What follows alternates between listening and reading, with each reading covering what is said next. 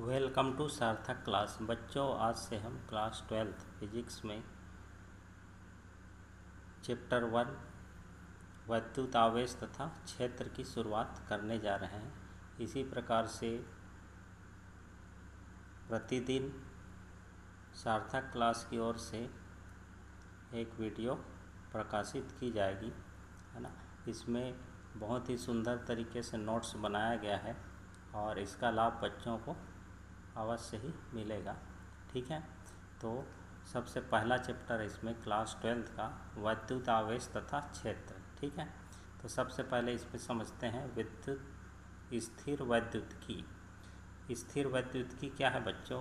इसमें स्थिर आवेश एवं उसके प्रभावों का अध्ययन किया जाता है। ठीक है, तो इसमें आवेश जो है क्या रहता है, स्थिर रहता है और उसके प्रभावों का जो हम अध्ययन करते हैं उसी के अंतर्गत क्या आता है, स्थिर वैद्युतिकी। ठीक है, तो स्थिर वैद्युतिकी में क्या स्थिर रहता है, आवेश स्थिर रहता है और उसके जो भी प्रभाव होते हैं उसका जो अध्ययन किया जाता है उसी को स्थिर वैद्युतिकी कहा जाता है।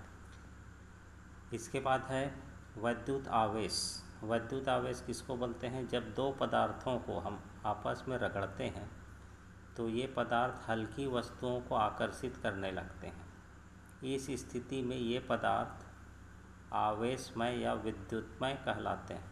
ठीक है, जैसे एग्जाम्पल है कांच की छड़ एवं रेशम का कपड़ा। ये दोनों को जब हम आपस में रगड़ेंगे तो इसमें हल्की वस्तुओं को अपनी ओर आकर्षित करने का गुण आ जाएगा। इसी प्रकार से एपोनाइट की छड़ और ऊनी कपड़े को रगड़ने से भी वैद्युत आवेश उत्पन्न होता है। ठीक है, तो वैद्युत आवेश क्या है? तो जब दो पदार्थों को आपस में रगड़ा जाता है तो पदार्थ जो है वो हल्की वस्तुओं को आकर्षित करने लगते हैं।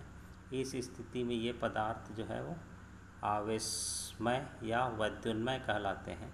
जैसे एग्जाम्पल है इसका कांच की छड़ एवं रेशम का कपड़ा, इसको आपस में रगड़ने से आवेश उत्पन्न होता है। इसी प्रकार से एपोनाइट की छड़ और ऊनी कपड़े को भी आपस में रगड़ने से आवेश उत्पन्न होता है।